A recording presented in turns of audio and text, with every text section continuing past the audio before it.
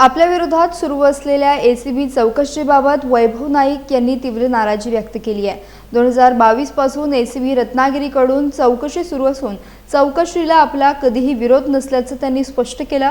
मात्र गेल्या काही वर्षात अनेक वेळा आपल्याशी संबंधित व्यक्तींची चौकशी करण्यात आली असून अधिकारी बदलले किंवा राजकीय वातावरण बदलले की पुन्हा चौकशी सुरू होते असा दावा त्यांनी केला आहे। ही बाब अन्यायकारक असल्याचे सांगत त्यांनी कोणत्याही चौकशीला सामोरे जाण्याची तयारी दर्शवली, तसेच कोणत्याही दबावाला बळी पडणार नसल्याची ठाम भूमिका त्यांनी मांडली।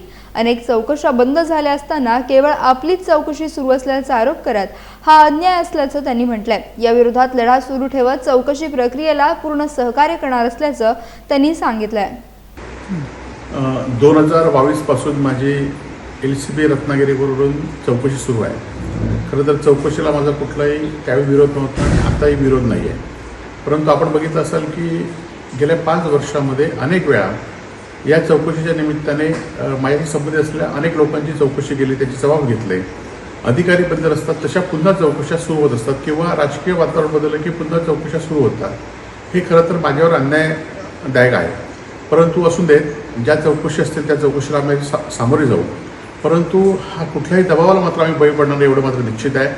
येणाऱ्या काळामध्ये सुद्धा ज्या चौकशी असतील त्या चौकशी आम्ही चौकशीला जी उत्तरं असतील ती उत्तरं मी देईन। परंतु 5-5 वर्ष एलसीबी विभाग एखाद्या माणसाची चौकशी करत आहे आणि अशा अनेक चौकशा माझ्यावर सुरू झालेल्या चौकशा आज बंद झालेल्या आहेत। फक्त माझीच चौकशी सुरू आहे, हा माझ्यावर अन्याय आहे आणि या विरोधात सुद्धा मी लढणार आहे आणि ह्या विरोधात सुद्धा चौकशीला मी सामोरं जाणार आहे।